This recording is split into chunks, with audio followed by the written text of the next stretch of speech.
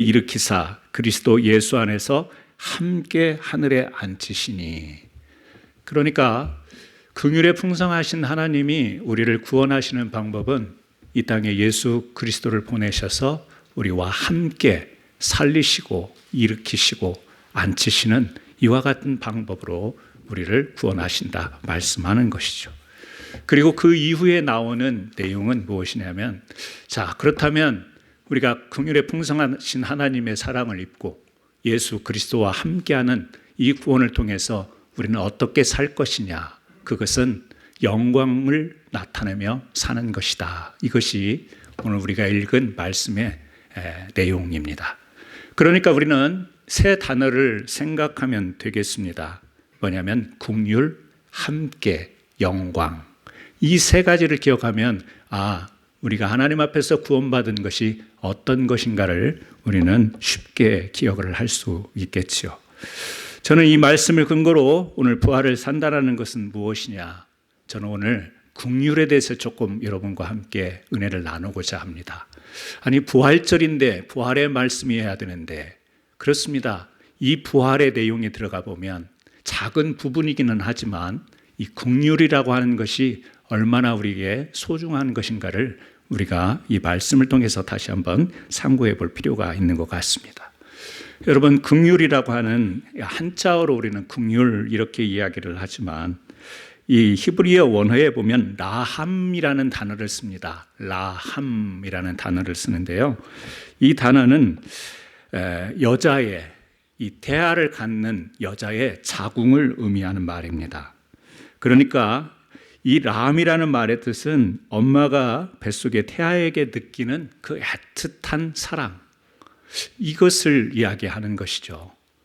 그러니까 하나님께서 우리에게 긍휼에 풍성하신 하나님으로 이렇게 소개가 되어지고 있는 것은 뭐냐면, 마치 엄마가 이 뱃속에 태아를 품고 있는, 그래서 그 얼마나 애지중지하며 얼마나 직접 지금 눈에 손에 안고 있지는 않지만 소중하게 여기는 이와 같은 이 모습을 이 람이라는 단어를 통해서 이야기를 하는 것입니다.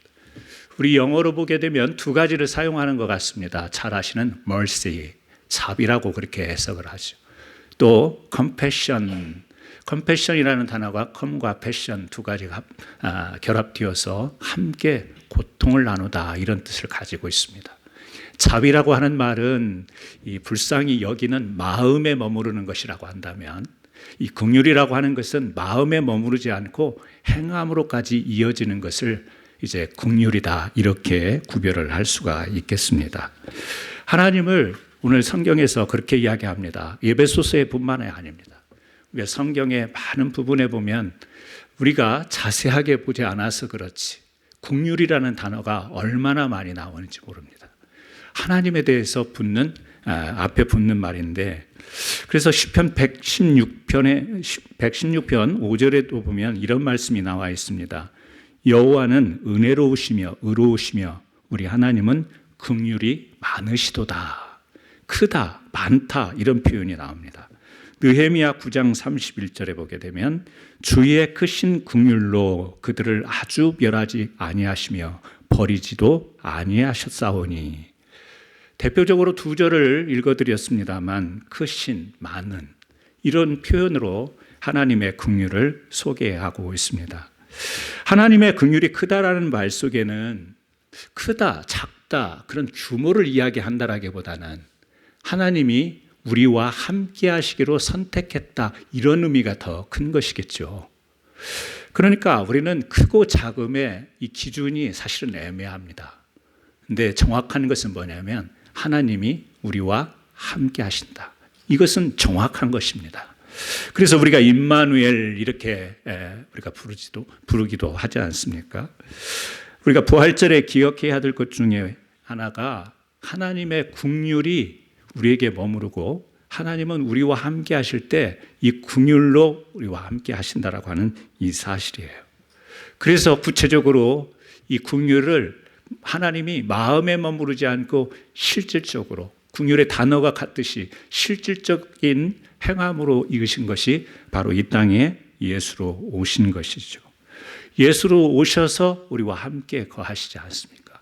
그리고 지금은 죽으셨다가 부활하시고 성령을 보내셔서 지금도 부활하신 주님의 권능이 우리와 함께하고 있지 않습니까? 그래서요, 이 함께함, 이것이 하나님이 우리에게 가르친 놀랍고 크고 많은 긍휼이라고 하는 것이죠. 여러분, 함께한다라는 것이 결코 쉬운 일은 아닙니다. 왜 그러냐면 우리가 시간과 공간의 제약을 받기 때문에 그래요. 함께하고 싶은데 어느 시간이 지나면 함께할 수가 없습니다. 헤어지기도 하고 이별하기도 합니다. 또 공간적으로 보게 되면 함께 해야 되는데 멀리 있는 것을, 떨어져 있는 것을, 물론 우리 마음으로는 그렇게 표현합니다. 멀리 떨어져 있어도 당신이 내 마음속에 있고, 멀리 떨어져 있어도 그리워하고, 그렇게 표현은 할 수 있지만 실질적인 의미에서 공간적으로 떨어져 있으면 함께 하는 것을 어렵습니다. 잘 아시는 박노해 시인의 시 중에 감사의 죄라고 하는 시가 있습니다. 이 감사의 죄라고 하는 시는 자신의 팔순 먹은 어머니를 이제 보고 지은 시라고 그래요. 시를 읽어드리지는 못하지만 이 시의 배경을 설명해 드리면, 이 박노해 씨 어머니가 젊어서 이제 홀몸이 되어서 온갖 노동을 하지 않고 자식이, 아들이 3명 있는데, 젊어서 홀로 되었으니까, 남편이 돌아가셨으니까 얼마나 힘든 삶을 살았겠어요. 서울로 상경을 해서 이제 그냥 부딪히는 대로 일을 하는 것이죠. 노점상도 하고 공사판에도 나아가고 또 파출부에 일을 하기도 하고. 그런데 이렇게 고생하신 어머니가 80이 되었을 때 어느 날 새벽에 기도를 하시면서, 집에서 기도를 하시는데 막 흐느끼면서 그런 중얼거리는 기도를 하더라는 거예요. 내용인즉 무슨 내용이냐면, 자신이 이렇게 노점상도 하고 공사판 일도 하고 이렇게 험한 일을 하는데 참 많은 사람들이 도와줬다라는 거죠. 자기를 많이 봐주고 배려해주고, 또 사람들이 소개를 통해서 일이 끊이지 않도록 계속 그런 많은 사람들의 또 배려를 받았다라는 겁니다. 다른 사람들은 노점상 하다가 단속반에 끌려가기도 하고, 또 일거리를 못 얻어서 이 힘이 없이 돌아서기도 하는 모습을 자기와 함께 일하는 사람들 중에서 겪었는데, 또 2명의 아들은 이제 성직자로 하나님께 바치고, 이 박노해 씨 한 아들은 민주화 운동을 하던 그 아들로 나라에 바쳤는데, 이 아들이 이제 사형 선고를 받고 감옥에 갇히게 됐는데, 그런데 이제 풀려난 거죠. 풀려나서 어떤 기도를 드렸느냐? 하나님, 우리 아들을 풀어주셔서 감사합니다. 우리 아들이 사형 선고 받았는데 풀어주셔서 감사합니다. 또 지난날의 삶을 살다 보니까 참 많은 사람들의 도움과 배려 속에 살았습니다. 똑같이 일하는 사람들이 있는데 그 사람들은 일감이 떨어지기도 하고, 그 사람들은 나만큼 이렇게 대우를 받지 못한 것도 있는데, 그때마다 집에 와서 저녁에 참 하나님께 감사의 기도를 드렸는데, 어느덧 이제 80이 되어서 뒤를 돌아 생각해 보니 나는 감사한 죄를 짓고 있었구나. 나보다 더 못한, 그리고 우리 아들은 사형 선고를 받고 집에 돌아왔는데 그보다 못한 선고를 받고 감옥에서 풀려나지도 못한 아들들이 있었는데, 나는 돌아온 우리 아들만을 감사하면서 기도했던 그것을 감사한 죄라, 이렇게 표현을 했다라는 거예요. 여러분, 이게 무슨 죄가 되겠습니까? 말이 안 맞는 단어 아니겠어요? 감사의 죄. 그런데 가만히 생각해 보면 박노해 씨의 어머니뿐만 아니라 우리가 그런 감사를 가지고 있어요. 똑같이 어려운 일을 겪는데 그 중에 다행히 나는 그런 일을 겪지 않은 거예요. 사고가 있었는데 그 중에 나는 그 사고를 피한 거예요. 얼마나 다행이고 감사한지 모릅니다. 우리가 사는 지역은 재난이 비켜갑니다. 어려운 이 자연재해가 수없이 일어나는데 우리가 사는 지역은 그 재난이 일어나지 않고 피해갑니다. 얼마나 다행이고 또 하나님께 우리가 감사의 기도를 드리는지 모릅니다. 다른 교회들은 많이 어려움을 겪는데 우리 교회는 어려움이 없이 지나갑니다. 얼마나 하나님께 감사한지 모릅니다. 여러분, 그러면서 우리가 기도를 드렸던 기억들이 있지 않습니까? 나는 지금 다행이고 감사한데 다른 사람은 똑같은 내용으로 고통을 받고 있고 아픔을 당하고 있고 지금 큰 어려움에 봉착해 있는데 나는 하나님께 그 상황을 놓고 감사하는 기도를 드리고 있는 것. 여러분, 이 박노해 씨 어머니만 그런 것이 아니라 우리가 그런 삶을 살아갑니다. 너무나도 자연스럽고 우리는 우리의 삶의 감사의 내용 가운데 그런 내용이 얼마나 많은지 모릅니다. 그래서 우리가 사실은 함께 한다라는 것이 사실은 쉬운 이야기가 아니라는 거예요.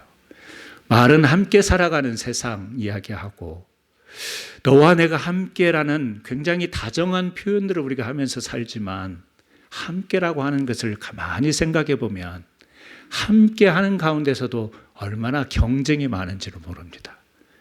우리가 살아감에 있어서 이 세상에서 좋은 사람, 믿음의 사람, 선한 일을 행하는 사람으로 살아가면서도 우리 삶의 에너지의 동력은 어디에서 나오냐? 경쟁심에서 나오는 것이죠. 경쟁하고 내가 앞서 가야 되고 모종의 경쟁과 맞물려서 남보다 착하거나 또 남보다 빠르거나 남보다 힘이 있거나 남보다 성공해야 되거나 심지어는 남보다 더 예뻐야 되는 이런 생각 속에 우리가 살아가는 것 아니겠어요? 아니, 함께 살아갑니다. 동떨어져서 살아가는 게 아닌데 여러분 그렇지 않습니까? 남보다 예뻐야 되니까 찍어 바르고 머리에 훅가시도 하고 뭐 꾸미고 남보다 힘이 있어야 되니까 힘은 없는데 힘이 있어야 되니까 힘 있는 척하고 그러지 않습니까? 왜요? 우리도 알게 모르게 함께라는 속에는 그 정말 소소한 주님이 우리와 함께 하셨던 그 긍휼에 풍성하신 그 함께함이 아니라 우리는 뭔가 우리의 삶 속에 나라고 하는 나라고 하는 존재가 두드러져야 하는 그 함께를 안고 살아가기 때문에 그렇습니다. 인간의 영광이라고 하는 것은 경쟁에 기초하다 보니까 대립을 낳습니다. 분쟁을 낳습니다. 여러분, 우리 사람이 그냥 한자 표현 그대로 긍휼의 마음이 없는 사람이 누가 있을까요? 우리가 어려운 사람 당하면 그거 잘 보지 못하지 않습니까? 안타까워서. 누가 어려움 당하고 있는데 그것을 그냥 지나치는 거 쉽지 않습니다. 왜 그러냐면 우리 사람에게는 누구에게나 다 긍휼히 여기는 마음들을 가지고 있기 때문에 그렇습니다. 그러면 우리 사람이라는 존재는 긍휼의 존재구나 이렇게 또 이야기할 수 있겠습니까? 안 되죠. 왜요? 긍휼을 가진 것이 우리 사람들이 자연스러운 것이라고 할 때 우리 사람은 긍휼을 갖는 것 당연한 것 같지만 그 긍휼이 있었다면 이 세상에 다툼이 없어야 되죠. 갈등이 없어야 되고 분쟁이 없어야 되고 전쟁이 없어야 되고 선을 긋는 일이 없어야 되는데 오늘 이 순간에도 지금 세계 속에서 분쟁, 다툼, 여러분 갈등, 싸움 이것은 여전합니다. 한 사람 한 사람 보면 그 사람들 안에는 긍휼함이 있는 것 같은데 우리 사람들이 함께 살아가는 사회 속에서는 세상 속에서는 그 함께함의 진정한 긍휼을 찾아보기가 어렵다라는 거예요. 요한복음에 보면 하나님은 우리와 함께하는 방식을 순환으로 보여주고 있습니다. 고난받는 모습으로 보여주고 있습니다. 하나님이 우리와 함께 하시기로 택하신 방식은 경쟁이 아니라 바로 긍휼이라고 하는 것이죠. 그래서 우리가 그 긍휼에 풍성하신 하나님을 묵상하고 우리가 기도하면서 성령님의 도우심을 받으면 그 하나님의 긍휼을 우리가 이해하고 받아들이고 우리도 그렇게 살아가려고 애를 쓰고 노력하게 되는 것이죠. 성경 말씀에 보게 되면 요한 2서 3절에 보게 되면 이런 단어도 나옵니다. 은혜와 긍휼과 평강이 라는 단어가 나와요. 은혜와 긍휼과 평강이 하나님 아버지와 아버지 아들 예수 그리스도로께서 진리와 사랑 가운데서 우리와 함께 있으리라 라는 표현이 나와요. 여기에는 조금 우리가 지금 에베소서의 말씀과는 다르게 나오죠. 은혜와 긍휼과 평강. 그런데 사도 요한이 아닌 바울은 또 이렇게 이야기합니다. 사랑하는 아들 디모데에게 편지하노니 하나님 아버지와 그리스도 예수 우리 주께로부터 은혜와 긍휼과 평강이 너희에게 있을지어다. 사도 요한도 이야기를 하는데 은혜와 긍휼과 평강. 바울도 은혜와 긍휼과 평강 이렇게 이야기를 합니다. 저는 이 말씀을 보다가 이렇게 생각해 봤어요. 이 말씀을 제대로 이해하는 것인지를 모르겠지만 우리 사람이 영과 혼과 육으로 짐을 받았지 않습니까? 좀 그것과 연결해서 이렇게 생각을 해 봤습니다. 은혜라고 하는 것, 우리가 spiritual being, 영적인 존재 아닙니까? 영적인 존재이기 때문에 바로 하나님의 은혜를 입고 사는 존재, 하나님의 영이 임하여서 그 하나님의 영이 우리에게 임하셔서 우리가 그 하나님의 은혜로 살아가는 존재, 영적인 존재인 것이죠. 또 하나 우리가 우리 일라어로 잘 아는 말씀입니다만 푸시케라는 단어를 씁니다. 이게 이제 영어로 이야기하면 사이키라는 단어죠. 이 사이키라고 하는 단어에 이제 로고스, 이 말씀 또 지식 이게 결합이 되면 사이칼러지가 되는 것이죠. 심리, 우리가 심리학 할 때 사이칼러지 이렇게 이야기하지 않습니까? 근데 그 사이키라는 단어가 이 푸시케라는 이 혼이라는 이야기죠. 그래서 우리 가만히 이 심리학을 들여다보면 이게 그냥 사람 마음, 정신 이건 같지만 사실은 하나님이 영과 혼과 육으로 지을 때 이 혼적인 것을 이해하는데 참 도움이 되는 것 같습니다. 호주의 시드니 대학에서 이 사이칼러지 심리학과를 단과대학에 어느 대학으로 분류를 할 건지 이 대학이 굉장히 많이 고민한 대학이라고 해요.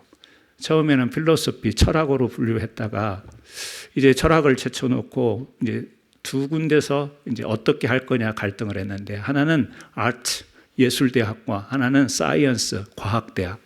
이 심리학을 예술대학으로 편성을 할 거냐 아니면 과학대학으로 할 거냐 하다가 몇 번 이렇게 바꾸다가 최종적으로는 과학대학으로 이렇게 편성을 했다고 해요.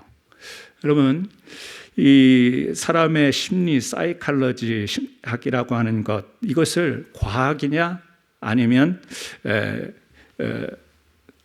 과학과 더불어서 또 예술이냐 이 논쟁을 하는 것은 그 요소가 들어있기 때문에 그런 것 아니에요? 예술 그러면 우리 감성이라는 것이 작용을 하지 않습니까? 예술, 감성이 있어야 됩니다. 예술은 지식, 논리 가지고 되는 것이 아닙니다. 과학은요, 이게 이성적으로 분명한 법칙, 이런 과정들을 통해서 명확한 명제가 내려져야 과학이라고 이야기할 수 있어요. 그러니까 우리는 두 가지를 다 가지고 있는 것 같습니다. 하나는 예술적인, 감성적인 것을 가지고 있고 또 하나는 정확한 이 논리에 의한 이 과학적인 요소를 가지고 있는 것 같습니다. 그래서 생각해 보면 여러분들의 믿음, 여러분들의 신앙은 예술일 수 있겠다 그런 생각을 해봐요. 우리의 믿음이 무슨 예술이냐? 왜요? 우리의 감성, 감정 이런 것을 하나님이 주신 것이고 그런 것이 우리 삶 속에서 작용하기 때문에 또 하나는 우리가 하나님의 말씀 언어로 되어 있는데 그 언어가 구성이 되어서 법칙이 되지 않습니까?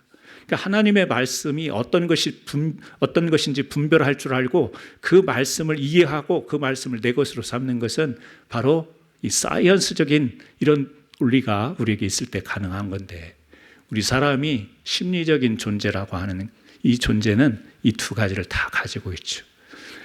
우리는 사실은 영적인 존재에 많이 포커스를 맞춰서 영적인 기도, 영적인 삶, 영적인 것을 많이 추구하면서 실제 사는 것은 어디에 머물러 있나요? 영적인 것에 머물러 있지 않습니다. 우리는 혼적인 것에 머물러 있습니다. 영적인 것은 사실은 우리가 만들어낼 수 있는 것이 아닙니다. 하나님이 우리에게 주시는 거예요. 우리가 의지로 결단하고 우리가 우리 스스로를 챙길 수 있는 것은 어디에서 이루어지냐면 혼적인 거에서 이루어지는 거예요. 그러니까 우리의 감정과 또 우리의 정서와 이런 것, 또 우리가 가진 이 말씀의 분별과 이런 걸 통해서 하나님이 주시는 은혜로 받아들일 수 있는 것이에요. 그런데 한편으로 하나님이 은혜를 부어주시지만 우리의 감정과 우리의 정서와 기분과 또 우리가 그 말씀을 이해하는 것이 하나님이 주신 은혜와 다른 결로 우리가 우리 혼이 받아들이게 되면 어떤 삶이 되나요? 우리의 육신의 삶이 하나님 나라의 문화에 맞지 않고 하나님 나라의 언어에 맞지 않는 삶을 살게 되는 거예요. 그래서 어떤 때 안타깝지만 어떤 분을 보면 막 영적인 것을 추구합니다. 막 신령한 영적인 것을 추구하는데 그 사람의 사는 문화를 보면, 그 사람이 하는 말을 보면 전혀 하나님 주시는 은혜와 뭔가 연결이 되지 않는 모습으로 살아가요. 왜 그렇죠?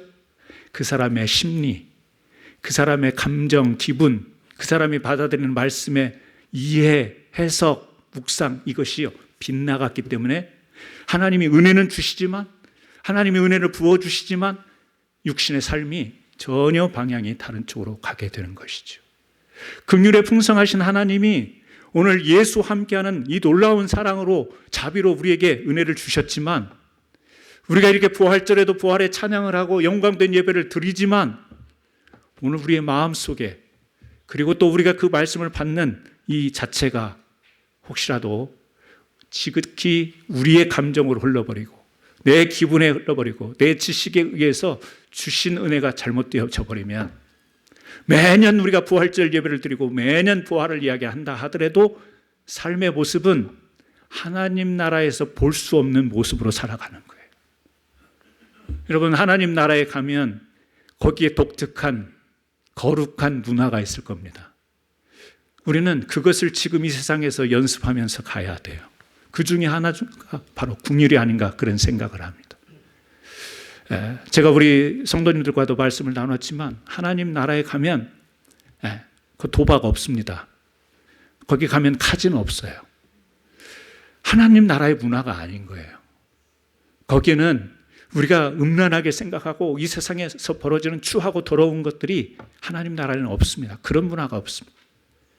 그런데 우리가 이렇게 하나님의 은혜를 실제 우리의 삶으로 통과하여 우리의 삶에서 하나님의 영광을 나타내는, 긍휼과 함께 하심과 영광이 마치 삼위일체처럼 어우러진 삶을 우리가 살아가야 되는데, 영광은 이해가 되고 영광은 좋아하면서도 실제 우리의 삶에서는 영광을 드러내지 못하는 삶을 산다면 그것은 아직도 우리가 결단할 것이 필요하다라는 것이죠. 사랑하는 성도 여러분, 부활의 아침에 오늘 우리는 긍휼을 다시 한번 생각해 보기를 원합니다. 하나님의 긍휼은 우리와 함께 하기로 선택한 것인데, 그래서 이 땅에 오셔서 고난도 받고 죽으셨고 십자가에 매달리셨고 부활을 하셨는데, 그렇다면 그 영광의 부활을 우리가 기뻐하고 경축하며 오늘 또 주님 앞에 한 걸음 나가겠다라고 하는 우리의 결단은 결국에는 부활을 노래하는 것에 그치는 것이 아니라 부활의 삶을 살아야 된다.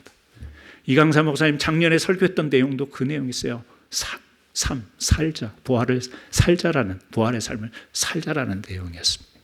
저는 부활에 대해서 많은 내용을 우리가 성경에서 이야기하고 있지만 2024년 여러분들이 부활절 연합 새벽 예배 나오신 여러분은 오늘 긍휼이라는 단어를 가슴에 담고 돌아가셨으면 좋겠고, 여러분 우리가 사는 지역에서도 여러분 교회가 큰 교회 작은 교회로 우리는 나누지만 하나님께서는 큰 교회 작은 교회가 없습니다. 그냥 주님의 교회인 줄로 믿습니다. 장자 교단이 있고 막둥이 교단이 있어요? 그건 사람들이 나누는 것이고요. 주님이 모실 때는 예수의 이름의 교회밖에 없는 거예요. 그래서 우리가 이렇게 캔사스 지역에서 우리 한인교회가 연합으로 한다라는 것, 갈등 있지 않고 경쟁 있지 않고 함께 이렇게 하는 것은 우리가 주님의 그 긍휼에 함께 참여하는 것이고, 이제 가만히 우리 눈을 들어서 보게 되면 우리의 긍휼을 필요로 하는 많은 일들과 많은 대상들이 있을 거라고 생각이 되어지고, 이미 우리 각 교회에서 많은 긍휼의 사역들을 하고 있는 것을 제가 알고 있습니다. 우리 한인교회들이 우리 교회 형편들과 상관없이 참 많이 이렇게 세상에 나가서 긍휼의 사역을 감당하는 것을 제가 저희 교회는 아니지만 잘 알고 있습니다. 여러분, 우리가 그런 것들이 습관 같지만 계속해서 이어졌으면 좋겠고, 또 앞으로도 계속해서 연합해서 이런 긍휼의 모습이 우리 캔사스 한인 지역 교회들이 함께 주님의 부활을 생각하며 이뤄나갈 수 있는 이 아름다움과 풍성함의 역사가 계속해서 이어지기를 주님의 이름으로 축원합니다. 기도드리겠습니다. 하나님 아버지, 우리를 긍휼히 여겨주시는 은혜에 감사드립니다. 하나님이 우리를 비판하신다면 우리가 어찌 하나님 앞에 설 수 있겠습니까? 그러나 주님께서 긍휼히 여겨주시고 사랑해 주셔서 우리의 풍요로움이 지속되는 줄 믿습니다. 하나님, 이제 주님이 베푸신 그 사랑과 긍휼로 우리의 형제들과 또 우리의 이웃들을 세우고 우리의 온 마음을 쏟아내며 생명과 회복의 역사를 만들어가는 거룩한 믿음의 백성들이 될 수 있도록 인도하여 주옵소서. 예수님의 이름으로 기도드리옵나이다. 아멘.